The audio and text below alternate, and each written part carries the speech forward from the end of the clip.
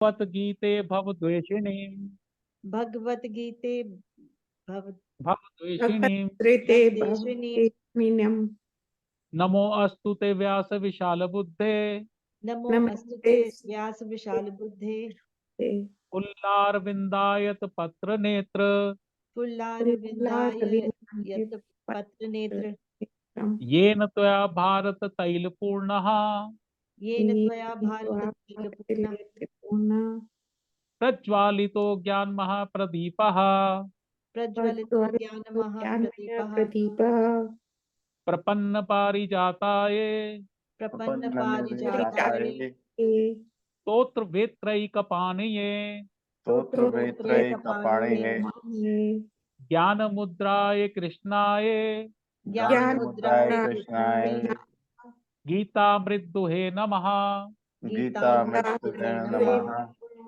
वसुदेव सुतं देवं वसुदेवसुतं देवं कंस चाणूरमर्दनम् कंसचाणूरमर्दनम् देवकी परमानंदम देवकी परमानंदम् कृष्णं वंदे जगद्गुरुं कृष्णं वन्दे जगद्गुरुं भीष्म द्रोण तथा जयद्रथ चला भीष्म तथा जयद्रथ चला गांधारनी लोतपला गांधारी लोकला शल्ये ग्रहावती कृपेण वहिनी कर्णेन वेलाकुला कर्णेन वेलाकुला अश्वत्थाम विकर्ण घोरमकरा अश्वत्थामा घोर मकरा दुर्योधना वर्तिनी दुर्योधनावर्तिनी सोतीर्णा खलु पांडवैरण नदी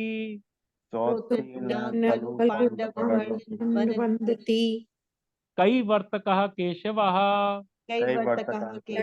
केशवा पाराशरे वचा सरोजममलम् सरोजममलम् गीतार्थ गंधोकटम गीतायर्थ गंधोकटम नानाख्यान केसरम हरि कथा नानाख्यानक केशरम हरि कथा संबोधना बोधितम संबोधना बोधितम लोके सज्जन षटपदैरह रहा लोके सज्जन पदै रहा ते पिये मानम मुदा पिये मानम मुदा भूयाद भारत पंकजम कलिमल भूयात् भारत प्रध्वंसिना श्रेयसे प्रध्वंसन श्रेयसे मूकम करोति वाचालम मुखं करोति वाचालम् पंगुम लंघयते गिरिम पंगुं लंघयते गिरिं यत्कृपातमहं वन्दे यत्कृपातमहं वन्दे परमानंद माधवम। परमानंद माधवम् अब ये लास्ट में आ जाए। शांताकारं भुजगशयनं शांताकारं भुजगशयनं पद्मनाभं सुरेशं पद्मनाभं सुरेशं विश्वाधारं गगनसदृशं विश्वधारं गगनसदृशं मेघवर्णं शुभांगं मेघवर्णं शुभांगं लक्ष्मीकान्तं कमलनयनं लक्ष्मीकान्तं कमलनयनं योगिभिर्ध्यानगम्यं योगिभिर्ध्यानगम्यं वन्दे विष्णुं भवभयहरं वन्दे विष्णुं भवभयहरं सर्वलोकैकनाथं सर्वलोकैकनाथं यं ब्रह्मा वरुणेन्द्र रुद्रमरुतः यम ब्रह्मा वरुणेन्द्र रुद्रमरुतः स्तुन्वन्ति दिव्यैस्तवैर् वेदैः साङ्गपदक्रमो उपनिषदैर् गायन्ति जं सामगाः ध्यानावस्थित तद्गतेन मनसा पश्यन्ति यम योगिनो यस्यान्तं न विदुषुरासुरगुणा देवाय तस्मै नमः। सॉरी ये लास्ट देवाय तस्मै नमः। देवाय तस्मै नमः देवाय तस्मै नमः। देवाय देवाय तस्मै नमः। ओम श्री गुरुवे नमः। ओम श्री गुरु। चलिए, पिछली बार हमने देखा, सबसे पहला अध्याय आप सबको याद हो गया थोड़ा सा। जी। अर्जुन को विषाद हो गया अपने मित्रों को देखकर, बंधुओं को देखकर, बांधवों को देखकर, गुरुओं को देखकर। तो उसने तीन चार अपने वो दिए कि भैया इनको मार के क्या होगा, ये तो हमारे ही मित्र हैं, और इनकी वजह से ही तो हम राज करना चाहते हैं, इनको ही मार देंगे तो राज किसके लिए करेंगे। दूसरा उसने कहा कि भाई जो कुल का नाश करते हैं, कुल धर्म का भी नाश हो जाता है। कुल धर्म का नाश हो जाता है, स्त्रियां दूषित हो जाती हैं, बच्चे वर्णशंकर पैदा होते हैं, हमारे पितर भी गिर जाते हैं, क्योंकि वो उनको कोई वो पिंडदान देने वाला नहीं होता, श्राद्ध करने वाला नहीं होता। तो इसलिए भैया मैं ये युद्ध नहीं करूंगा, और वो बैठ जाता। अब दूसरा अध्याय जब शुरू हुआ तो तब भी उसने यही सब बातें की, भाई गुरुओं को मैं कैसे मारूं और कैसे करूं, क्या करूं, और मेरे को तो बड़ी प्रॉब्लम हो रही है। और मैं लास्ट में उन्होंने कहा, शिष्य से हम छादी माम ताम प्रपन्नम, मैं आपका शिष्यत्व ग्रहण करता हूं, आपकी शरण में जाता हूं। अब मुझे आप जो भी इसमें ठीक बुद्धि है, वो मुझे, जो मेरे लिए श्रेय है उसका मुझे आप ज्ञान दें। तो सबसे पहले सांख्य योग भगवान ने बताया, शुरुआत में ही उन्होंने शुरू कर दिया। उन्होंने कहा भैया ये जो शरीर है ये शोक करने योग्य नहीं है, इनके लिए शोक करना जरूरी नहीं है। और वैसे भी ये जो लोग हैं ये सब आतताई हैं, ये धर्म के विरुद्ध हो चुके हैं, इसलिए इनको मारने में कहीं कोई परेशानी नहीं है, क्योंकि धर्म हमारा ये कहता है, जो आतताई, आतताई मैंने बताया था 6 तरह के लोग होते हैं, जो आपके घर को आग लगा देते हैं, आपकी स्त्रियों को कर सकते हैं परेशान कर सकते हैं, आपको लूटने के लिए आए हुए हैं, आपको जहर देने के लिए आए हुए हैं। इस तरह से 6 लोग जो है वो आतताई की श्रेणी में आते हैं। और आतताइयों को मारना कोई, मतलब वो धर्म का कार्य है। अब ये जितने भी गुरुजन थे, ये थे वो थे, जब द्रौपदी का चीरहरण हुआ तो इन सब ने वो धर्म अपने सामने होते हुए देखा। हालांकि ये सब क्षत्रिय थे। क्षत्रिय का मतलब होता है यह शय त्रायते, त्राहिमाम कहते हैं ना, रक्षा करो रक्षा करो। तो शय, जो आपको चोट लगने में या किसी भी चीज में या आपको कोई मारने आए, उसमें आपकी जो रक्षा करे, उसे हम क्षत्रिय कहते हैं। तो शय त्रायते इस क्षत्रिय। तो ये सब क्षत्रिय थे, लेकिन ये अधर्म होता देखते रहे, तो कायदे से ये अपने पद से नीचे गिर चुके थे। चाहे ये कितने भी सम्मानीय थे, कितने भी वो थे, तो अपने पद से गिर चुके थे। और फिर उन्होंने अपना हक कहा पांडवों ने कि भैया हमें 5 गांव दे दो। लेकिन दुर्योधन ने कहा कि बिना लड़ाई के मैं आपको एक सुई नोक जितना भी जगह दूंगा। तो लड़ना ये उनके लिए मजबूरी बन गया। और इसको इसलिए धर्म युद्ध कहा गया, क्योंकि वो हर तरफ से अधर्म कर रहे थे, उनका हक भी नहीं दे रहे थे। द्रौपदी को भी उन्होंने पूरा तिरस्कार किया उसका, और सारे के सारे वहां देखते रहे। तो ये सब चीजें ठीक नहीं थी, इसलिए इसे धर्म युद्ध कहा गया। इसे ये नहीं कहा गया कि भाई हमने कोई लालच के उसमें वश में युद्ध किया या वो किया। ये धर्म युद्ध था, और धर्म युद्ध उनपे थोपा जा रहा था।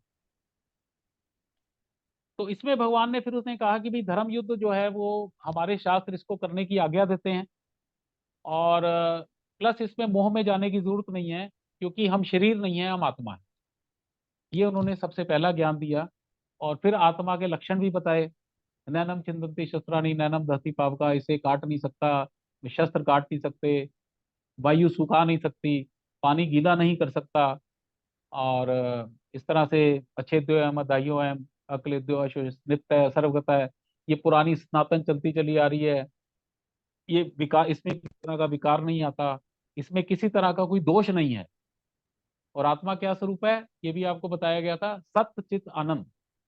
सत्य, हमारे धर्म दर्शन में सत्य वो है जो कभी बदलता नहीं।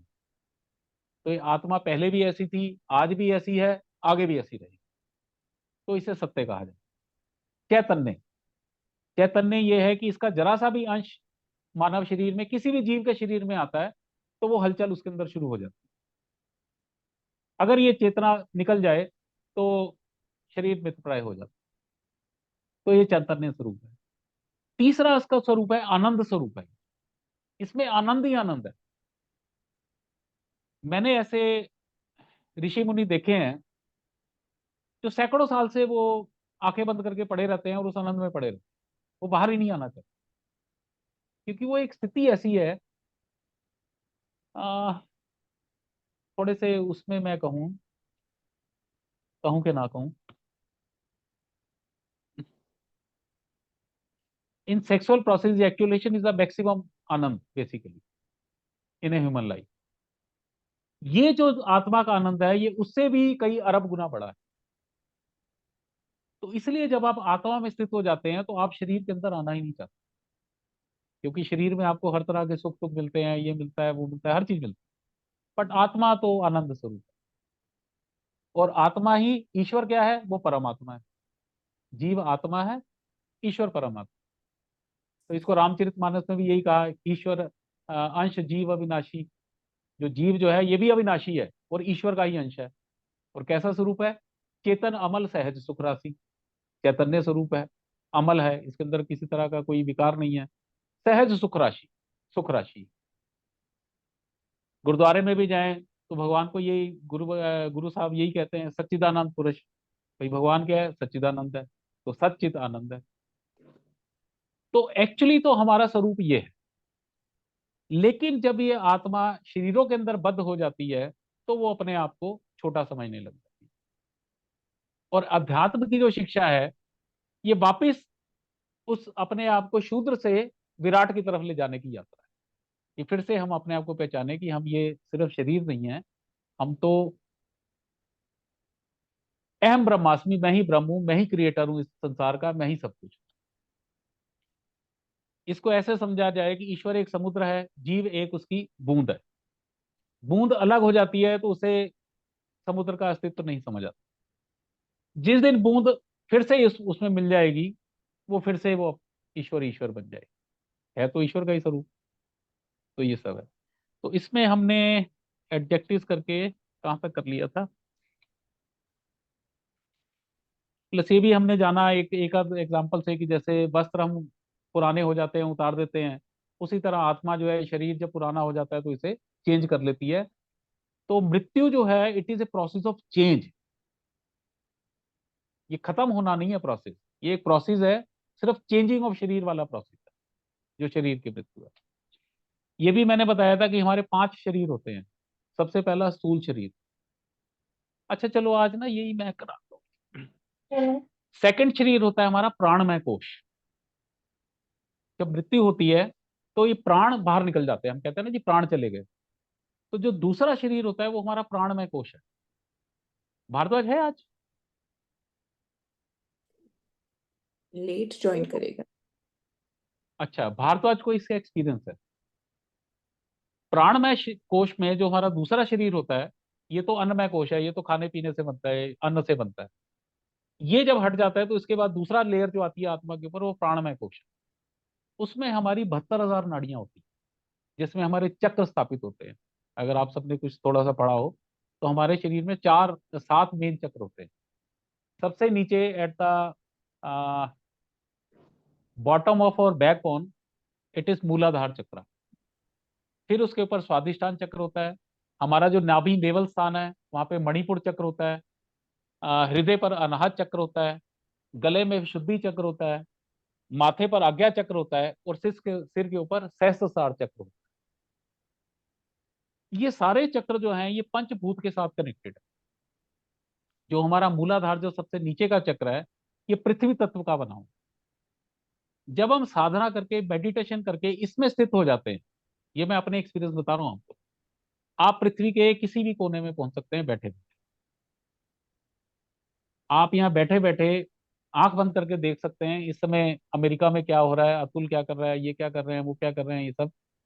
जिस दिन भी आपका मूलाधार चक्र सिद्ध हो जाता है। मूलाधार चक्र लाल रंग का है और हर एक का एक बीज मंत्र होता है। इसका बीज मंत्र है लम। आप सारे बोलो लम, आपको ये लगेगा बिल्कुल बैकबोन के नीचे एक झटका सा लगा। Lump. Lump. Lump. Lump. Backbone के नीचे लगेगा, झटका सा लगेगा। तो इसका बीज मंत्र है लम। जब लम। लम लम करते हुए हम इसका साधना करते हैं तो हमारा मूलाधार चक्र जो है वो हमारा सिद्ध हो जाता है। और इसकी क्या, वो लाल रंग का इसे बताया गया है और इसमें 4 पंखड़ियां हैं कमल के फूल की। उसके ऊपर बीज मंत्र लिखे होते हैं। जब हम ये इसको सिद्ध करते हैं तो बीज मंत्र बड़े स्पष्ट दिखने लग जाते हैं। आप देख सकते हैं इसको, मतलब कोई भी साधना करके देख सकता है ये सब चीज। और जिस दिन ये सिद्ध हो जाता है, आप पृथ्वी में कहीं भी आप बैठे बैठे वो चीज यहाँ टीवी की तरह देख सकते हैं। फिर इसके ऊपर स्वादिष्टान चक्र होता है, नाभि और इसके नीचे। इसका बीज मंत्र है वम। आप बम बोलो, आपको यहां चोट लगेगी। बम। वम। या वम। थोड़ा सा उससे ऊपर झटका सा लगेगा। इसमें 6 कमल के पत्ते होते हैं, उन पे बीज मंत्र लिखे होते हैं। जब आप इसको सेट करते हैं तो आप पितर लोक में अपने पितरों से बात कर सकते हैं। You can straight away talk to, protect कर सकते हैं आप। तीसरा चक्र होता है हमारा मणिपुर चक्र, ये नाभि पर होता है। इसका बीज मंत्र होता है रम। बोलो रम। रम। रम। रम। यहां चोट लगेगी, ये नेवल के पोजीशन। रम। रम, यहां चोट लगेगी सीधी। ये जब आपका सिद्ध हो जाता है तो आपका स्वर्ग लोक के सीधा कांटेक्ट हो जाता है, आप आ जा सकते हैं सर, सूक्ष्म रूप से। और इसके ऊपर फिर अनाहत चक्र होता है। इसका बीज मंत्र है हम कहेंगे तो यहां चोट लगेगी। हम। हम। हम। यहाँ हम। हृदय पर चोट लगेगी। और इसी तरह से फिर ये याम ऐसे करके इन सबके वो होते हैं। और जब हम ये कुंडलनी साधना, इसे हम कुंडलनी साधना कहते हैं, तो 72,000 नाड़ियों में से 3 नाड़ियां हमारी मेन होती हैं, ईड़ा, पिंगला, सुषुम्ना। ये 3 नाड़ियां हमारी बैकबोन से निकलती हैं। और जब हम ये नाड़ियों की साधना करते हैं तो नीचे से शक्ति निकलकर ऊपर जाती है। ये भारद्वाज के अंदर ये चेंज होते हैं। ही फील्स दैट शक्ति। और वो जब शक्ति निकलती है ना, तो आदमी बेचैन होना शुरू हो जाता है। अगर गुरु आपके सानिध्य में है तो वो शक्ति को बिल्कुल ठीक तरीके से ऊपर ले जाएगा। और नहीं तो आप बड़े बेचैन होते रहते हो। पीछे भारद्वाज का एक बार मुझे फोन आया, तो उसने कहा कि मैं बड़ा बेचैन हो रहा हूँ कि मैं जब भी वो साधना के लिए बैठता हूँ और ऐसे वो ऊपर नीचे पावर होती है। मैंने कहा भैया तेरी कुंडली जागृत हो गई। तो दैट इज अ सिचुएशन जब आदमी अपने दूसरे शरीर के अंदर स्थित हो जाता है, प्राण शरीर। फिर इसके बाद तीसरा शरीर होता है ज्ञान शरीर। जब आप ज्ञान शरीर में जाते हैं तो आपको कोई किताब पढ़ने की जरूरत नहीं है, आप सिर्फ किताब देखेंगे और उसका किताब का ज्ञान आपके अंदर आ जाएगा। ऐसे बहुत सारे गुरु हैं मेरे जो सिर्फ किताब उनको दिखा देते हैं। उनसे फिर ये पूछ लो कि 78वें पेज पे क्या लिखा हुआ है, 88 पेज पे क्या लिखा हुआ है, 210 पेज पे क्या लिखा हुआ है, इमीडिएट बता दे। वो ज्ञान अपने आप उतर जाता है। तो ये सारी चीजें हैं भाई। हम ना इनकी खोज करते हैं, ना हम इनको जानना चाहते, मतलब वो मिलता भी नहीं, समय नहीं मिलता इनको जानने का। लेकिन ये सारी चीजें, तो आज मैंने दूसरे शरीर का थोड़ा सा आपको वो दिया, जिससे कि भारद्वाज को बड़ा अच्छा एक्सपीरियंस है। एंड ही फील्स दैट कि जब भी वो बैठता है उसके वो पूरी बैकबोन के अंदर वो कुछ ऐसी वो हलचल मचती है कि वो परेशान हो जाता है कि ये सब क्या हो। और अगर कोई गुरु उसको साथ ढंग का मिले तो उस शक्ति को पूरा चैनल करके ऐसा कर देगा। और वो सिचुएशन होती है सच्चिदानंद वाली, आप आत्मस्थित हो जाते हैं और उसके बाद आपका संसार में जाने का मन ही नहीं करता। मतलब you are in that ecstasy situation. तो ये कुछ रहस्य हैं जो चलते रहते हैं ये सारे। यप। उसने किताब भी मंगाई थी ना तेरे से। हाँ, वो मैंने किताब भी भेजी थी उससे। चलिए, आ, अब हम थे 25वें श्लोक पे। श्लोक खोल लो 25वां, दूसरे अध्याय का। तो ये भी अभी इसके एडजेक्टिव्स ही हैं, आत्मा के। अव्यक्तो एम, ये अव्यक्त है, आत्मा को देखा नहीं जा सकता। अचिंत्यो एम, इसके बारे में चिंतन भी नहीं किया जा सकता, सोचा भी नहीं जा सकता जब तक ये आपके एक्सपीरियंस में ना है।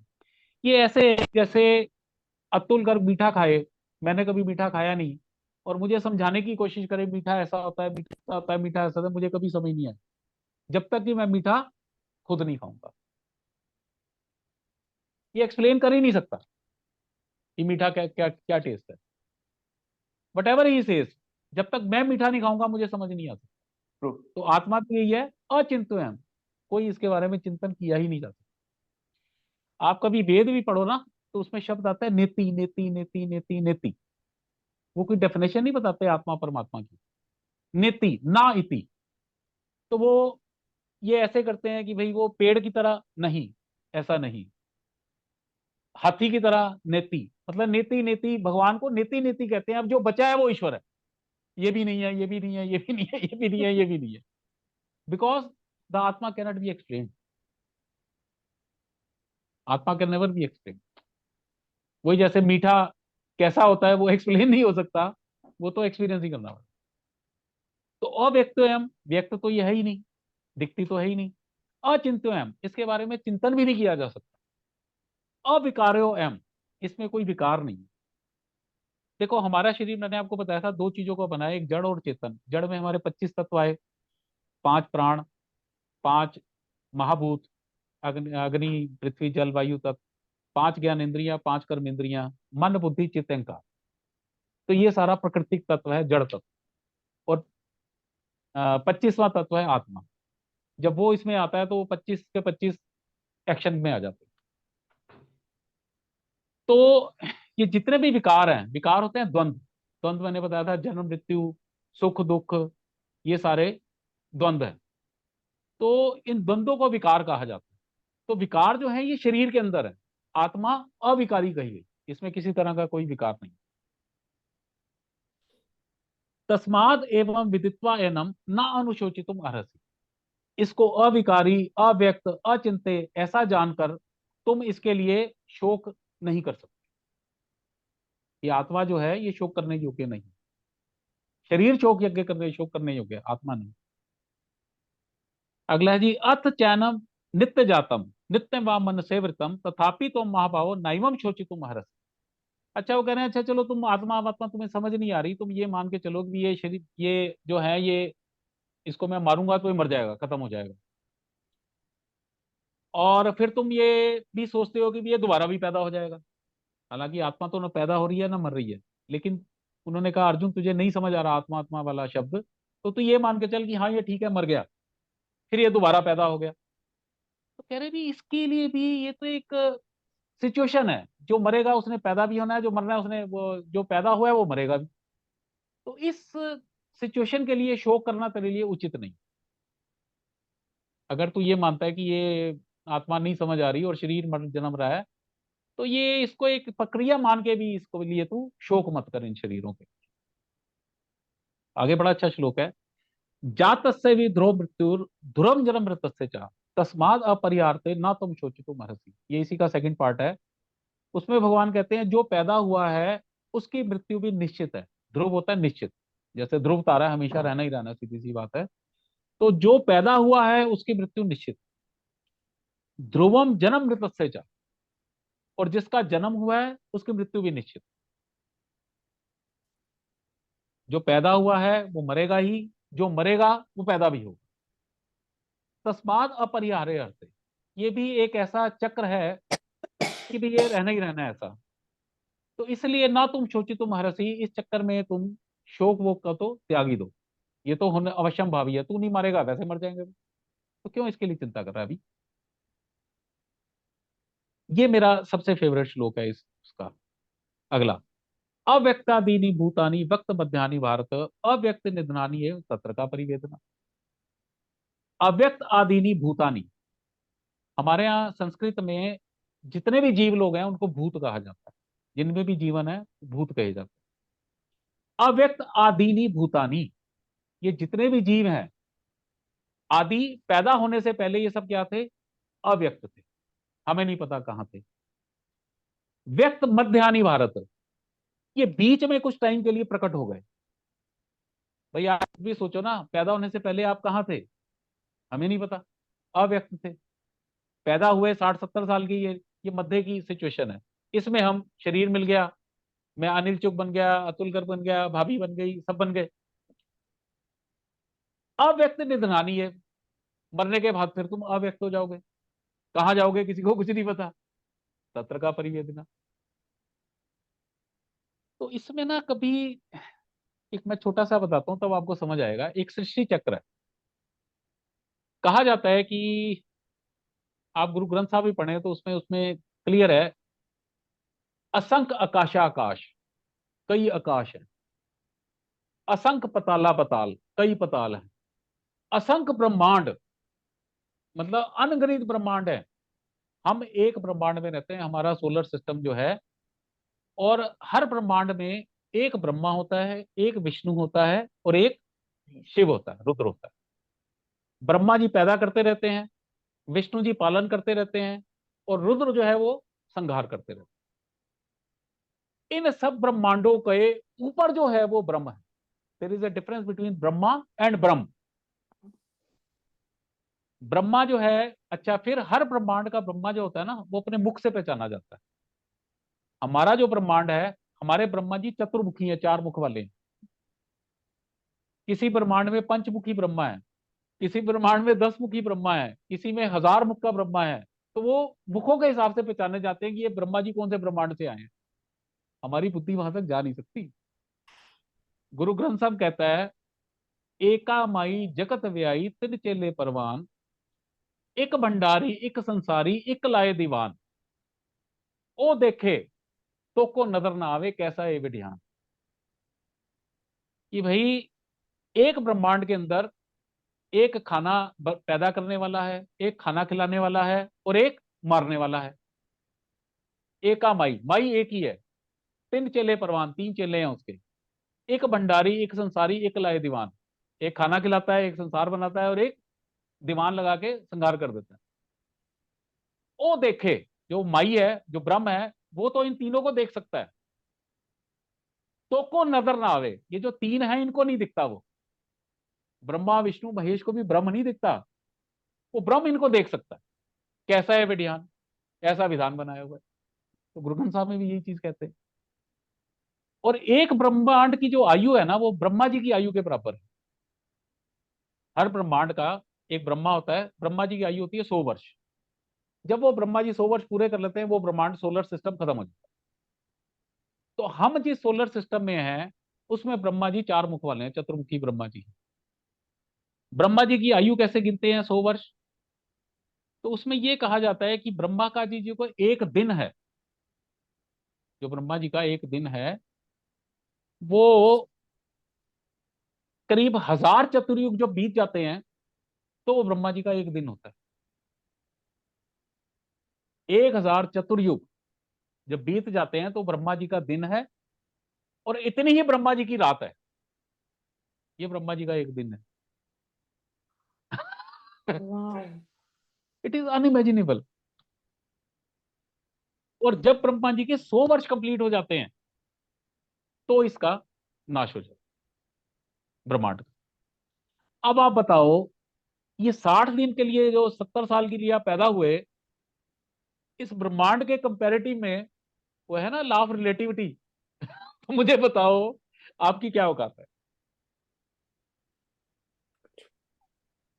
अव्यक्ता दीनी भूतानी वक्त मध्यानि भारत, अव्यक्त निधनानी है तत्र का परिवेदना। ये 70 साल से पहले भी गायब थे, 70 साल के बाद भी गायब हो जाएंगे।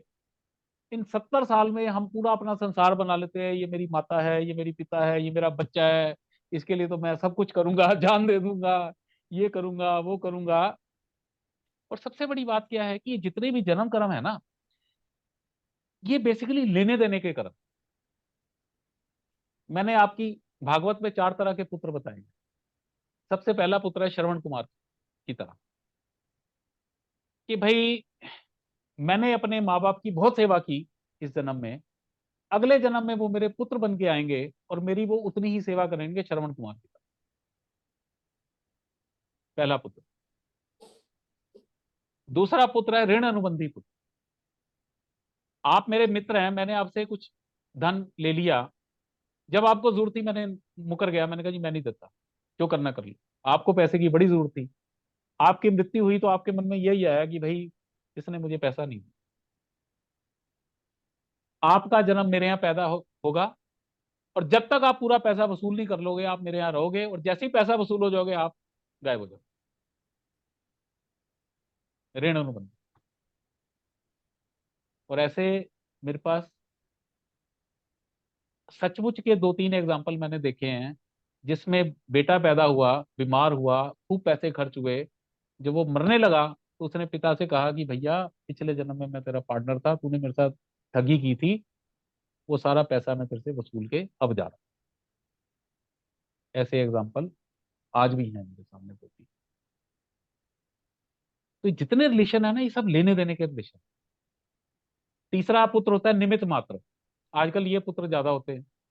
निमित्त मात्र क्या है? भी किसी ने जन्म लेना है, माँ बाप मिले, बेटा पैदा हो गया, आपने उसे खूब पढ़ा लिखा दिया, वो हमारे शिवा की तरह कनाडा चला गया वहां से उसने पैसे भेज दिए नहीं, ना हमारा उस पे एहसान था, ना उसका हमारे पे एहसान था। तो आजकल निमित्त पुत्र ज्यादा पैदा होते हैं। तो ये है। चौथा होता है दुश्मन पुत्र। मैंने आपसे बड़ी दुश्मनी करी, या आपको बड़ा डांटा डूटा, बड़ा कुछ किया, बड़ा, लेकिन आप कुछ कर नहीं पाए, मेरा मतलब प्रतिकार नहीं कर पाए, क्योंकि मैं एक पोजीशन पे था। मृत्यु के समय आपको लगा यार इस बंदे ने मेरे को बड़ा तंग किया। आप मेरे यहाँ पैदा होंगे और जो मेरी वाट लगाएंगे पुत्र होकर, कि बस मैं भगवान से कहूंगा भी ये मेरा पुत्र दिया है, क्या दिया है मेरे को। ये चौथा पुत्र है। भागवत में 4 तरह के पुत्र बताए। तो जितने रिलेशन है ना, ये सब लेने देने के। एक छोटी सी, चलो आज मैं कथा ही सुना देता हूँ, छोटी छोटी। एक छोटी सी कथा है कि राजा जनक थे, उनके गुरु थे अष्टावक्र। तो राजा जनक ने एक बार अष्टावक्र से कहा कि भाई गुरु जी, मैंने पिछला जन्म देखना, ये सत्य घटना। अष्टावक्र ने कहा, राजन बात ऐसी है कि अगर भगवान ने आपको पूर्व जन्म नहीं, मतलब वो बताए हुए, तो ये आपके हित की बात है, देखना नहीं चाहिए। अब वो राजा राजा, उसने कहा देखो जी गुरु जी, दिखा सकते हो दिखाओ, नहीं तो कहानियां ना करो। अब अष्टावक्र ने बड़ा समझाने की कोशिश की, वो नहीं माना। तो अष्टावक्र ने फाइनली कहा कि राजन, मैं तेरा पिछला जन्म तो दिखा देता हूँ, लेकिन उसके बाद जो होगा मेरी कोई जिम्मेवारी नहीं, तू समझ ले इस बात। अब वो पहले तो थोड़े से घबराए, लेकिन उन्होंने कहा नहीं, जो होगा देखी जाएगी, तो आप दिखाओ जी। तो उसने ठीक है जी। उसने आंखें बंद कराई, उसके सिर पे हाथ रखा, वो फट पिछले जन्म में पहुंच गया। और ये मैं झूठ नहीं कह रहा, हमारे शिवानंद बाबा थे, वो एक प्रति प्रसव साधना करते थे, आप उसमें पिछले जन्म देख सकते थे कि आप पिछले में क्या थे, उसके पिछले में क्या थे, आप सब बिल्कुल टीवी की तरह देख सकते हो आप उसमें क्या, क्यों आपका ये जन्म हुआ, क्यों आपको ये माता मिली, क्यों आपको ये पत्नी मिली, किस कारण से आपको ये सब। ये कर्मों की गति बड़ी गहन है। तो उसने ये देखा कि पिछले जन्म में जो उसकी पत्नी सुलोचना है, पिछले जन्म में उसकी माँ, माँ थी। माँ, mother. This is hard fact. अब मुझे ये बताओ, आपको पता लगे जी जो मेरे साथ मेरी बीवी बैठी है, पिछले जन्म में मेरी माँ थी, खत्म हो गया सब। Yeah. खत्म हो गया सब। तो इसलिए सब बड़ा मुश्किल है इन चीजों को समझना करना। और ये सब जितने भी रिलेशन है, ये गिव एंड टेक वाले रिलेशन। बच्चे आपके ओबिडेंट है, आपने पूर्व जन्म में उनकी बड़ी सेवा की है। बच्चे आपसे खुंदक खा रहे हैं, कहीं ना कहीं आपने कुछ वसूली करी हुई है। वो आए हैं आपके से बदला लेने के लिए, वो आए हैं आपका बदला फल चुकाने के लिए। ये सब। तो इसलिए उन्होंने कहा अव्यक्त आदिनी भूतानी, पैदा होने से पहले आप अव्यक्त थे, पता नहीं क्या थे क्या नहीं थे, हमें नहीं पता। व्यक्त मध्यानि भारत, कि बीच के इस पोर्शन के लिए 50-60 साल के लिए आप शक्लें लेकर आ गए, शरीर लेकर आ गए। अव्यक्त निधनानी है, मरने के बाद फिर तुम गायब हो जाओगे। सत्र का परिवेद। तो ये 60-70 की आयु के लिए इतने क्या तुम वो कर रहे हो, ये मेरा चाचा बन गया, ये मेरा गुरु बन गया, ये मेरा वो बन गया। तो ईश्वर का बेसिकली गीता में ये है कि अपने कर्तव्य कर्म करो, अपने कर्तव्य कर्म करो। आप पिता बने हो, अच्छे पिता बनो। माँ बनी हो, अच्छी माँ बनो। मोह का कोई चक्कर नहीं। कल को बच्चा नहीं है तो जान नहीं दे देनी कि जी वो मेरी तो जिंदगी खत्म हो गई। और भाई साहब, जिंदगी खत्म नहीं हो सकती। जितना पुराना भगवान है उतने पुराने आप हो। और आगे भी पता नहीं क्या क्या होने वाला है, खत्म नहीं होने वाले कभी भी। आत्मा इस अविनाशी। मैं बता रहा हूँ ना, गीता का ज्ञान बड़ा ही जबरदस्त उच्च का ज्ञान है, कि बाकी धर्मों में ये चीजें है ही नहीं है तुल। मतलब वो Right. स्टार्ट भी नहीं होती यहाँ पे। They don't even start. मोमडन धर्म पुनर्जन्म मानता ही नहीं है। ईसाई धर्म पुनर्जन्म मानता ही नहीं है। और अगर पुनर्जन्म आप ना मानो तो मुझे ये बताओ भी, एक आदमी बिरला जी क्या पैदा होता है, एक आदमी भिखारी क्या पैदा होता है, क्यों? भाई, भाई पूर्व जन्म में आपने बहुत दान किया हुआ है, आप बिरला जी क्या पैदा हो जाओगे। आपने जो दान किया आप खाओ बैठ के। आपने पूर्व जन्म बड़े कंजूस रहे हो, एक भिखारी के यहाँ पैदा हो जाओगे। महाभारत में एक श्लोक आता है, मुझे श्लोक नहीं याद, लेकिन उसका मीनिंग है, वो कह रहे हैं जो भिखारी तुम्हारे यहाँ आते हैं ना भीख मांगने, ये भीख नहीं मांगते, ये तुम्हें समझाने आते हैं कि भैया अगर दान पुण्य नहीं करोगे तो अगले जन्म में तुम्हारा भी यही हाल होने वाला Wow. है। अगर दान पुण्य नहीं करोगे तो अगले जन्म में तुम्हारा भी यही हाल होने वाला है। देखो, महाभारत में सबसे बड़ा दानी कौन था? कर्ण। सोना दान करता था, रोज सोना दान करता था। ये भी फैक्ट है, सच्चाई है। मर गया, ऊपर गया स्वर्ग में, तो उसे भूख लगी। भूख लगी तो उन्होंने सोना दे दिया। वो कह रहे ये क्या मजाक है, कर्ण से बड़ा दानी नहीं हुआ कोई आज तक। तो उसने कहा जी आपने सोना दान किया, सोना खाओ। उसने कहा जी कहाँ फंसा मैं। लेकिन कर्ण क्योंकि एक बहुत पहुंची हुई चीज थी, तो उसने फिर वो यमराज से, जो भी धर्मराज थे, उनसे कहा ऊपर कि भाई मैं क्या करूं। तो उन्होंने कहा चल ऐसा है कि हम तेरे को 15 दिन के लिए भेजते हैं पृथ्वी पे दोबारा, खाने पीने का दान कर, तो तेरे को अब यहाँ फिर खाना पीना भी मिल जाएगा। तो ना हमारे शास्त्रों में कुछ ना दिन एक्स्ट्रा आते हैं श्राद्धों के। वो एक्स्ट्रा श्राद्धों के दिन वो है जब कर्ण को वापस पृथ्वी पे भेजा गया, फिर उसने अन्न का दान किया, तब फिर वो जब दोबारा मरा तो उसे फिर अन्न ऊपर खाने को मिला। अमेजिंग। हमारा जो शास्त्र है ना, धर्म शास्त्र, मतलब they have answer to anything. Message ये हुआ कुछ भाई कि दान हाँ, जो है वो हर वैरायटी का करना चाहिए। कभी करना अन्न का चाहिए। दान करो, गरीब को खाना खिलाओ, किसी को पैसा देना पैसा दो। एक ही तरह का दान नहीं है भाई चेक काट के दे दिया काम हो गया खत्म। 18वें अध्याय में हम देखेंगे कि अर्जुन ये कहता है कि भाई कर्म की स्थिति दोषपूर्ण है। जैसे भी अतुल ने कहा कि हर कर्म का फल है, अच्छा कर्म करोगे फल मिलेगा, उसका अच्छा फल मिलेगा, बुरा कर्म करोगे बुरा फल मिलेगा।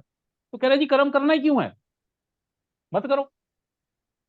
तो भगवान ने ये कहा कि भाई सारी चीजें ठीक है, बट स्टिल यज्ञ दान तपा कर्म, तीन तरह, यज्ञ दान तप, ना त्याज्यम, ये त्याग, इनका नहीं त्याग हो सकता। क्यों? यज्ञ दान तपा कर्म पावनानी मनीषिणा, ये लोगों को पवित्र करते हैं।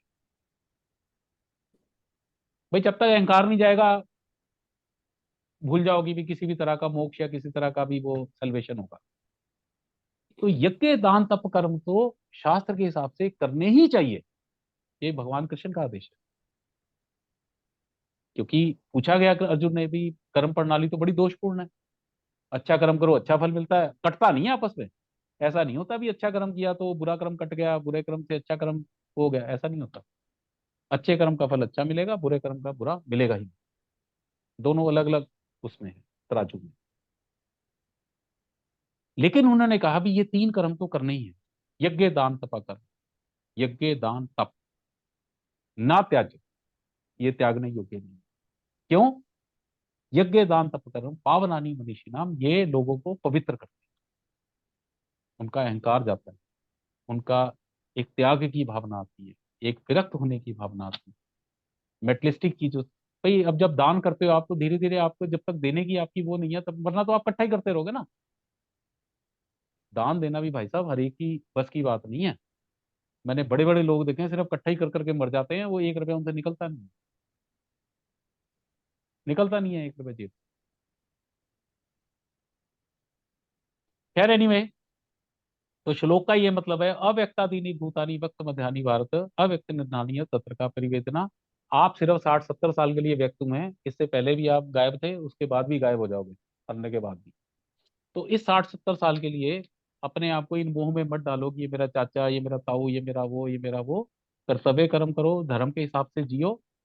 और अगर कोई अधर्म करता है और आप क्षत्रिय हैं, तो आपका ये धर्म है कि भाई उसका निस्तारण किया जाए। आगे चलते हैं। आश्चर्यवत पश्चित कश्चिदेनम आश्चर्यवत बदती तथाई चारणे आश्चर्यवत च एनम अन्य श्रुति श्रुत्वापि एनम वेदना चाहिए। कोई इस आत्मा को आश्चर्य से देखता है, कोई इस आत्मा के बारे में आश्चर्य से बात करता है।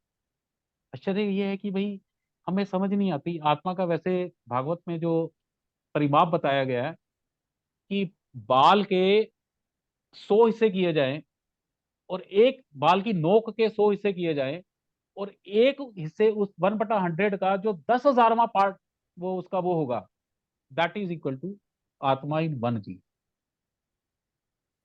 वो आत्मा का परिमाप है, मेजर है।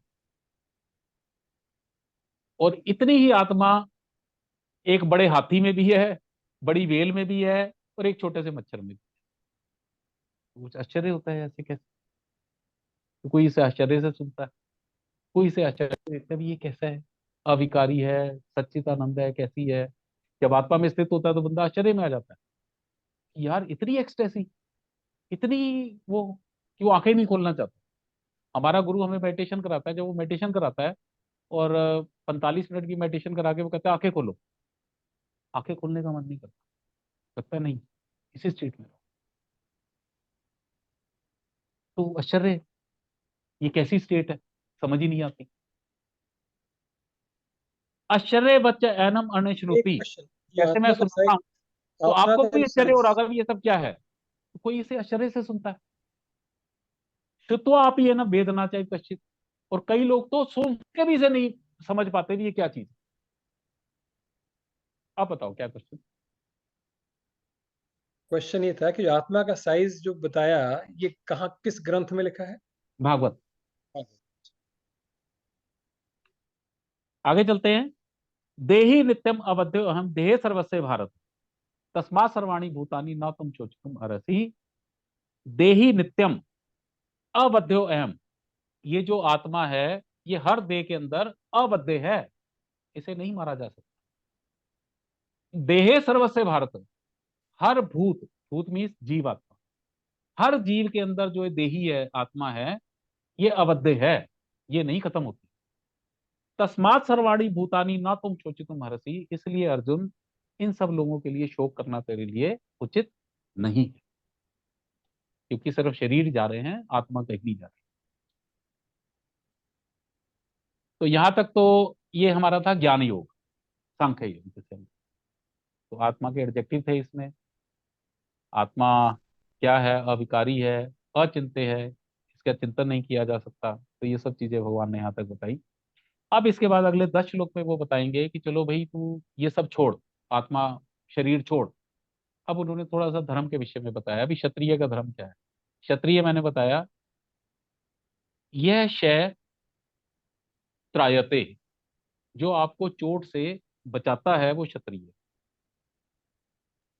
जो आपको चोट से या कोई दूसरा अगर आपके कोई अटैक कर रहा है, उससे, त्रायते मीन त्राहिमाम, आई टोल्ड लती है, कहते हैं ना प्रभु रक्षा करो रक्षा करो। तो त्रायते जो आपको रक्षा करता है ही क्षत्रिय। तो अब उसमें उन्होंने कहा स्वधर्म अपनी चावेक्षे ना विकम्पितुम महर्षि धर्म्यात ही युद्धाश्रयो अन्य क्षत्रिय से ना विद्यते। तो तेरा धर्म है क्षत्रिय धर्म, और क्षत्रिय के लिए धर्म युद्ध से में लड़ना, इससे ज्यादा श्रेयस्कर कुछ हो ही नहीं सकता। क्योंकि उसने कहा ना यत श्रेय निश्चितम ब्रूहि तन्मे शिष्य स्तम शादी माम ताम प्रपन्ना। जब उसने कहा कि मैं आपका शिष्यत्व ग्रहण करता हूं, तो उसने ये कहा कि यत श्रेय, जो मेरे लिए श्रेयस्कर है मुझे वो बताओ। तो इसमें फिर उन्होंने कहा कि धर्म्यात ही युद्धात श्रेयो अन्य क्षत्रिय से ना विद्यते। एक क्षत्रिय के लिए धर्म युद्ध में भाग लेना, इससे ज्यादा श्रेयस्कर क्षत्रिय के लिए कुछ भी नहीं। आगे, यदृच्छा चौपन्नम स्वर्गद्वारम अपावृतम सुकना क्षत्रिय पार्थ लबंते युद्धम ईदृशम। लोगों को धर्म युद्ध प्राप्त नहीं होता, क्षत्रिय तो बने रहे लेकिन कभी अधर्म हुआ ही नहीं, तो आप क्षत्रिय बने रह गए। तो ये तो तेरे को अपने आप प्राप्त हो रहा है ये धर्म युद्ध। तो तुझे तो खुश होना चाहिए कि मैं धर्म युद्ध में अपना धर्म कर रहा हूं, क्षत्रिय का धर्म पालन कर रहा हूं। अथ चेतम धर्मम संग्रामम न कृष्यसि ततः स्वधर्मम कीर्तिं च हित्वा अपापम अवाप्स्यसि। अथ चेत तम इमम धर्मयम संग्रामम, और अगर ये तू धर्म संग्राम को नहीं करेगा, ना करिष्यसि, ततः फिर क्या होगा, स्वधर्मम कीर्ति हित्वा पापम अवाप्स्यसि, अपने धर्म को भी छोड़ेगा तू, कीर्ति को भी छोड़ेगा, और तू पाप को प्राप्त होगा, पाप कर्म की श्रेणी में आ जाए। आगे, अकीर्तिम चापि भूतानि कथयिष्यन्ति ते अव्ययाम, और अनंत काल तक तेरी इस अकीर्ति का वर्णन होता रहेगा क्षत्रियों में कि भाई वो तो भाग गया। संभावित से कीर्ति मरणाद अतिचरित्यते, भी तू इतना बड़ा क्षत्रिय है, जब तेरी ऐसी निंदा होगी तो वो तेरे मरने से भी ज्यादा दुखदर होगी। जब लोग तेरे बारे में ऐसी बातें करेंगे कि भैया ये तो भाग गया, तो ये मरने से भी ज्यादा तेरे लिए मुश्किल हो जाएगा। भयात रणात उपरतम मन संते तो हम महारथा, ये जितने भी महारथी खड़े हुए ना, ये मानेंगे भयाद रणात उपरतम, भय से, इस रण से तू उपरत हो गया, भाग गया। वो ये नहीं कहेंगे कि भैया तू अपने गुरुओं को नहीं मानना चाहता था, मित्रों को नहीं माना, वो कहेंगे भाई अर्जुन डर गया। भयाद रणात उपरतम मन संते तो अमरता, इतने महारथी हैं, ये कहेंगे कि भैया तू तो भय से चल, डर से चला गया। ये शाम चाहतो बहुमुता भूतवा लाग याससी लाघवम, आज जिनके लिए तू इतना बड़ा धनुर्धर बना हुआ है, उनके लिए तो तुच्छ हो जाएगा। अवाच्य वादांश पहुंच बदि शंति ताविता निंदन सन सामर्थ्यम ततो दुख करम, और तेरे बारे में ये सारे के सारे लोग उल्टी सीधी बातें करेंगे, तेरे को अपयश देंगे, तेरे को अकीर्ति मिलेगी, तेरे को निंदा मिलेगी, तेरे सामर्थ्य की निंदा होगी। उससे ज्यादा दुख तेरे को कभी जिंदगी में हो नहीं सकता जब तू ऐसी ऐसी बातें अपने बारे में सुनेगा। आगे, हतो वा प्राप्स्यसि स्वर्गम चित्वा वा मोक्षसे महीम तस्माद उत्तिष्ठ कौन्तेय युद्धाय कृतनिश्चय। भैया मर गया तो क्षत्रिय जब लड़ाई में मरता है तो उसे स्वर्ग मिलता है। धर्म युद्ध करते हुए ये शास्त्र है कि जब वो लड़ता है, लड़ते हुए मरता है तो उसे स्वर्ग मिलता है। तो हतो, हतो मीन्स मरना, हतो वा प्राप्ति स्वर्गम, अगर तू इस युद्ध में मर गया तो तेरे को स्वर्ग की प्राप्ति होगी। जितवा वा मोक्ष से महीम, महीम होती है पृथ्वी, अगर तू जीत गया तो पृथ्वी का साम्राज्य करेगा, राजा बनेगा। तस्मात उत्तिष्ठ कौन्तेय युद्धाय कृतनिश्चय, इसलिए तेरे को टेंशन करने की जरूरत नहीं, भैया मरा तो स्वर्ग में जाएगा, और जिंदा रहा तो पूरी पृथ्वी का राज करेगा। अब उन्होंने कहा भी अब तू युद्ध कर कैसे, अब यहां से कर्म योग शुरू होता है। अभी तक तो ज्ञान योग था कि भाई तू शरीर नहीं है, आत्मा है। अब कर्म योग है, इसे बुद्धि योग भी कहा जाता है। सुख दुखे समय कृत्वा लाभा लाभो जया जो ततो युद्धाय नैमो पापो वापसी। अब तूने युद्ध लड़ना है तो सुख दुख से पार हो जा, कोई तेरे को दुख नहीं होना चाहिए, कोई तेरे को सुख नहीं होना चाहिए। तू धर्म युद्ध लड़ रहा है, ये नहीं कि तूने बाण मारा तो बड़ा खुश हो गया कि लो जी मैंने बाण मार दिया, और ये नहीं कि भाई अगर तेरा सामने गुरुजन मर गया तेरे बाणों से तो तू कहे ये भाई मैंने क्या कर दिया। सुख दुख के समय कृतवा, ऐसे सुख दुख को समभाव से देखना है। लाभा लाभ हो, लाभ और हानि को भी समभाव से देखना है। जय और जयो, जय पराजय से भी ऊपर हो जाना है। तो युद्ध है युद्ध से नैवम पापम आपसी, ऐसी बुद्धि से अगर तू युद्ध करेगा तो कभी भी तू पाप को प्राप्त नहीं हो। एशा ते पिता सांख्य बुद्धि योगे तुम हम चुनो बुद्धिया युक्त या पार्थ क्रम बंधन पढ़ाए थी। तो अभी तक ये सब ज्ञान योग दिया था, अब मैं तेरे को बुद्धि योग सिखाऊंगा। इस बुद्धि योग को जान के तू कभी भी कर्म के बंधन में नहीं पड़ेगा। तो ठीक है अतुल, हाँ ठीक है। आज ठीक है। यहीं तक करते हैं। या ठीक है। दैट साउंड्स तो ग्रेट। ये हमारा ज्ञान योग खत्म हो गया, अब हमारा बुद्धि योग शुरू होगा, या जैसे कर्म योग भी कहते हैं। तो ठीक है। कर्म कैसे करना चाहिए, उसमें बुद्धि की क्या स्थिति होनी चाहिए, ये सब भगवान हमें आगे के उसमें करेंगे। अब ग्रेट। कोई प्रश्न है तो पूछ लो अब तक। तू एक वो करा था राजीव का आने से पहले, तू ये डिस्क्राइबिंग द चक्र वाला, वो हाँ, अब रिपीट कर दे तो भारद्वाज और वो कर देगा अपना आंसर। अच्छा। तो राजीव मैं ये कह रहा था कि भाई जैसे पिछली बार मैं बताया था कि हमारे आत्मा के ऊपर 5 शरीर होते हैं, 5 शरीरों के आवरण होते हैं, जो हम आपस में एक दूसरे को देखते हैं। ये हमारा अन्नमय कोश है, शरीर पंच, जो हाँ हमें ठीक दिखता है, ये अन्न से हमें दिखता है।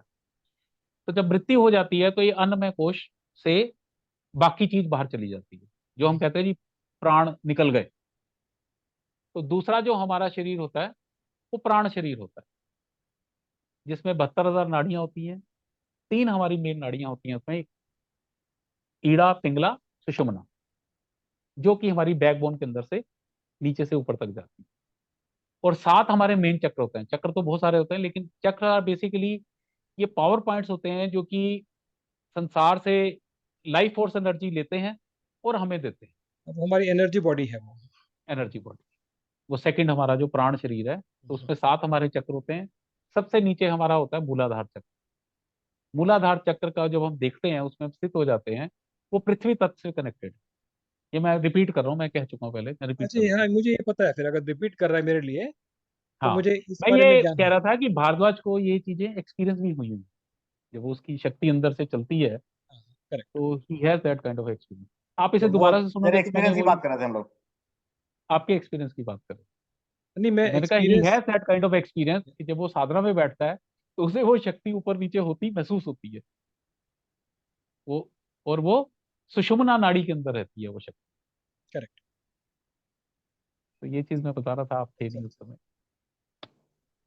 अच्छा, तो मुझे बाकी मैं क्वेश्चन है। एक्सप्लेन कर रहा था कि भाई जो वो मूलाधार चक्र होता है, उसका एक बता देता हूँ दोबारा से। मूलाधार चक्र के अंदर कमल की चार पंखुड़ियां होती हैं, और वो लाल रंग का होता है। उसके ऊपर बीज मंत्र लिखे होते हैं, और उसका बीज मंत्र है लम।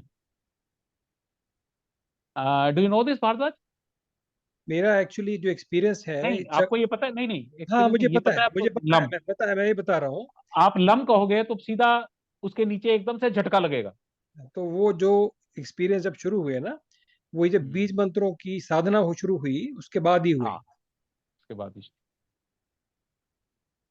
तो वही मैं बता रहा ब्यूटीफुल। था। इसके बाद फिर तीसरा शरीर हमारा ज्ञान शरीर होता है। जब हम वहां पहुंच जाते हैं, तो हमें संसार की सारी ज्ञान विज्ञान की नॉलेज अपने आप अंदर से आ जाती है। हमें सब पता लग जाता है, पृथ्वी कैसे बनी, ये कैसे बना, ये जीव के अंदर क्या, इसके अंदर क्या प्रॉब्लम हो रही है, ये हो रही है, सब चीज हमें पता, ज्ञान विज्ञान की सारी चीज अंदर आ जाती है। तो धीरे धीरे आगे बढ़ेंगे। अच्छा, ठीक मुझे है, एक तो क्वेश्चन था, एक क्वेश्चन हाँ मेरा भी भाभी, था। यस यस यस, जो आपने बोला था कि अच्छे कर्म करो तो अच्छा अच्छा रिजल्ट होता है, बुरे कर्म तो आपने कहा था वो तीन जरूरी है, यज्ञ, तप और दान। दान। तो हम्म, तप तो हो गया मेडिटेशन। हम्म। नहीं, इस तप मेडिटेशन? तप क्या है? नहीं, तपस्या, तब ना तपस्या। एक्चुअली जब इसे विराट सेंस में देखेंगे ना, तो क्या है कि हमारे जितने भी शास्त्र है ना, हमें कर्तव्य कर्म करने की प्रेरणा देते हैं। कर्तव्य कर्म, कर्तव्य कर्म क्या है? जैसे ही आपके बच्चा पैदा होता है, माँ बन जाती है, तो वो आपका कर्तव्य है उस बेटे को पालना। चाहे वो कैसा भी है, कुछ भी है, जब तक वो अपने पैरों पे खड़ा नहीं हो जाता, आपने उसका पालना। आपकी शादी हो जाती है, आप पत्नी बन जाती हैं, तो आपका कर्तव्य कर्म है अपने पति की हर तरह से वो कर। आप किसी की बहन बनती हैं, तो आपका कर्तव्य है कि भाई को हर तरीके से रखना। आप बेटी बनती हैं, तो माँ बाप के प्रति आपका कर्तव्य है। और क्या होता है कि कई दफा ना कर्तव्य कर्म करने में बड़ी दिक्कत आती है। भाई आपने तो अतुल को पति मान लिया, लेकिन ये आपको गाली दे रहा है, अब्यूज कर रहा है, ये कर रहा है, वो कर रहा है, बट फिर भी आप अपना कर्तव्य कर्म कर रही है, ये तप है। अच्छा, तप is not meditation. Okay okay okay. तप इसकी विपरीत परिस्थितियों में भी आपने अपना कर्तव्य कर्म किया, ये तप है। और यज्ञ क्या है? यज्ञ बेसिकली होता है वो, एक तो हवन वाला हो गया। हाँ, वो इसलिए पूछ रहे हैं। हाँ, तो बेसिकली विराट स्वरूप में अगर इसकी लैंग्वेज लें, तो ये जो हम तप करते हैं ना, ये भी एक तरह के सारे यज्ञ ही हैं। अच्छा, ठीक है। कि अच्छी पत्नी का मैंने कर्तव्य कर्म किया, ये भी यज्ञ है। अभी हम इसमें ना चौथे अध्याय में बड़े सारे यज्ञ आएंगे, भगवान अच्छा, बताएंगे कौन कौन से ठीक, यज्ञ हैं। तो ठीक। उसमें सारा आ जाएगा ये सब। तो जो भी हम कर्म करते हैं, ये तप भी हैं, यज्ञ भी हैं। वैसे भी जब रामचरित मानस पढ़ो ना, तो उसमें उत्तरकांड में एक आता है, प्रगट चार पद धर्म के, कलिमहु एक प्रधान। धर्म के चार पैर हैं, सत्य, शोच, दान और तप। धर्म के चार पैर हैं, सत्य, शोच, दान, तप। कलिमहु एक प्रधान, कलयुग में एक पद इसका प्रधान है, एक पैर प्रधान। जेन तेन विधि कीजिए, दान करे कल्याण। कलयुग में हम तप भी नहीं कर सकते, क्योंकि जरा सा कोई कह दे तो हम भी जवाब देते हैं 2 मिनट में। बच्चा आज हमें कह दे नहीं जी आपने मेरे लिए क्या करा, हम करे भाग जाए यहाँ से जी, कर्तव्य कर्म वही खत्म हो गया। तो हो नहीं सकती ये चीज, क्योंकि पेशेंस नहीं, तप नहीं हो सकता, शुचिता नहीं रखी जा सकती। शुचिता मीन्स मन की सफाई और बाहर की सफाई। बाहर की सफाई तो हम कर लेते हैं, मन की सफाई नहीं हो जाती, किसी को भी देख के बुरा विचार आ जाता है, तो शुचिता नहीं रखी जा सकती।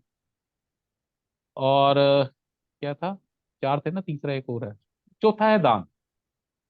तो उन्होंने कहा प्रगट चार पद धर्म के कलिमोह एक प्रधान, कलयुग में एक पद प्रधान, जेन तेन विधि कीजिए, किसी भी तरीके से कीजिए, दान करे कलयुग। तो कलयुग का जो मेन तुलसीदास जी ने बताया रामचरितमानस में, वो दान को बताया। अच्छा, कलियुग के लिए एक चीज ऐड कर लेते हैं कुक्कू, जी जो बाबा नानक ने भी कहा और तुलसी ने भी कहा, जी, जो नाम का, कलयुग केवल नाम धारा। नाम धारा, और तुलसी जी ने सिमर कहा कि, सिमर से उतरे पारा, और तुलसी जी ने बोला कि तुलसी अपने राम को रीझ रीझ भजे भजो या या खींच। खींच, बहुत सुंदर, भूमि फेंके उगेंगे उल्टे सीधे बीज। उल्टे सीधे बीच। तो है छोटी छोटी चीजें, मतलब कलयुग के लिए ऐसी छोटी छोटी चीजें बताई हैं, उसी से कल्याण हो जाता है। राम नाम करते रहे। ये भी आएगा, 12वें अध्याय भक्ति योग है हमारा, तो उसमें ही आएगा। अर्जुन पूछेगा भगवान ये बताओ मृत्यु के समय आप कैसे मैं राम राम करूं, तो उसका भी जवाब दिया उन्होंने, बड़ा सुंदर जवाब। सर्वाण, तो खैर जब आएंगे तब मैं बताऊंगा। ठीक है। ठीक, ओके। ठीक है। ओके, जी, चलो, थैंक थैंक यू। अच्छा यू। मैं ओके। अरे नहीं नहीं, हाँ, अभी लास्ट के श्लोक बोलने हैं ध्यान के, या खोल लो उसे दोबारा। लास्ट में कौन से हैं? ध्यान के लास्ट वाला पेज खोल अच्छा, लो, चौथा वाला।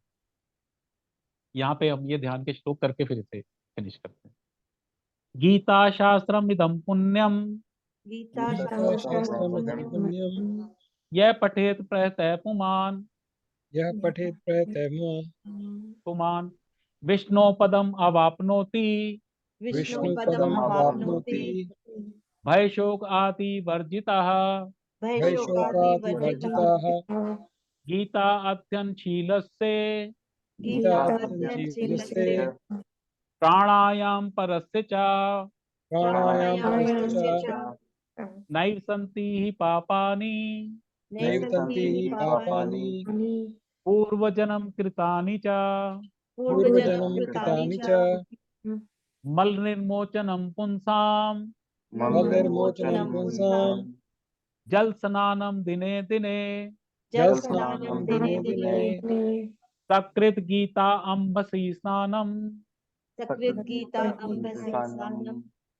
संसार मल नाशनम, संसार मलनाशनं, संसारमलनाशनम्, गीता सुगीता कर्तव्या, गीता गीता सुगीता सुगीता कर्तव्या, कर्तव्या, किम अन्नैः शास्त्र विस्तरैः, किम तन्मय अन्य शास्त्र शास्त्र विस्तरैः, विस्तरैः, या संपद्मनाभस्य या व्यासं पद्मनाभस्ते, पद्मनाभस्य मुख पद्मात विनिसृतः, मुखपद्माद्विनिसृतः, मुखपद्मादिविनीकृताः, भारत अमृत सर्वस्वम, भारत भारत अमृत अमृत सर्वस्वं, सर्वस्वम्, विष्णोर्वक्त्राद विनिसृतम, विष्णुवृदाद्विनीकृतम्, विष्णोर्वक्त्राद्विनिसृतम्, गीता गंगोतकं पीत्वा गीता गीता गङ्गोदकं गङ्गोदकं पीत्वा, पीत्वा पुनर्जन्म न विद्यते, पुनर्जन्म पुनर्जन्म न न विद्यते, विद्यते, सर्वो उपनिषदो गावो, सर्वो सर्वोपनिषदो उपनिषदो गावो, गावो, दोग्धा गोपाल नंदनः, दुग्धा दोग्धा गोपालनन्दनः, गोपालनन्दनः, पार्थो वत्स सुधीर्भोक्ता, पार्थो वत्सा पार्थोवत्सविनिर्भोक्ता, सुधीर्भोक्ता, दुग्धम गीतामृतम महत्, दुग्धं दुग्धं गीतमृतं गीतमृतं, महत्, एकम शास्त्रम देवकी पुत्र गीतम, एकं एकं शास्त्रं शास्त्रं देवकी देवकी गीतम्, पुत्रगीतम्, एको देवो देवकी पुत्र एव, एको एको देवो देवो देवकी पुत्र एव, एको मंत्रस्य तस्य नामानि, एको मन्त्रस्य तस्य नामानि, यानि कर्म एपम तस्य देवस्य सेवा, यानि यानी कर्म अपि एकम तस्य देवस्य सेवा। तस्य देवस्य सेवा। इसका एक मीनिंग बता दो, ये बड़ा सुंदर है लास्ट वाला। एकम शास्त्रम देवकी पुत्र गीतम, एक ही शास्त्र है जो देवकी पुत्र ने गाया है, गीता। गीता भगवान ने गाई है, भगवान के मुख से निकली है, तो वही एक शास्त्र है। एको देवो देवकी पुत्र एव, एक ही हमारा देव होना चाहिए जो देवकी पुत्र है, कृष्ण। जो उसके मुख से गीता निकली है वही शास्त्र है और वही हमारा देव है। एको मंत्र से तस्य नामानी यानी, एक ही मंत्र है उसका नाम कृष्ण। कर्म अपि एकम तस्य देवस्य सेवा, कर्म भी एक ही है उसकी सेवा। क्या सुंदर श्लोक है। एकम शास्त्रम देव की पुत्र गीतम, एको देवो देव की पुत्र, एको मंत्र से तस्य नामानी यानी, कर्म अपि एकम तस्य देवस्य सेवा। तो शास्त्र ये भी एक है, देव भी एक है, मंत्र भी वही है, और उसकी सेवा करना ही कर्म है। तो ये गीता का पार्ट है कि ये किसी और ने लिखा है? गीता का पाठ। गीता का ये पार्ट। लिखी तो वेद व्यास जी ने है ना, हाँ नहीं नहीं, हाँ हाँ हाँ, अच्छा, लिखी तो राइट वेद व्यास जी ने। Right right. तो वो ये कह रहे हैं कि भाई एक ही शास्त्र है हमारा गीता, ठीक है। एक ही देव है हमारा कृष्ण, देव की पुत्र, एक ही मंत्र है उसका नाम, और एक ही कर्म है उसकी सेवा। हर कर्म में हम कृष्ण को जोड़ लें तो ये उसकी सेवा हो जाती है। बड़ी सुंदर है, जब आप धीरे धीरे मीनिंग इनके खुल के आएंगे तो बड़ा मजा आएगा। चलो ठीक है। Okay Okay. जी। Thank you. ओम Thank you श्री so परमात्मा Thank much. you. नमः। Thank Om you. Shiva.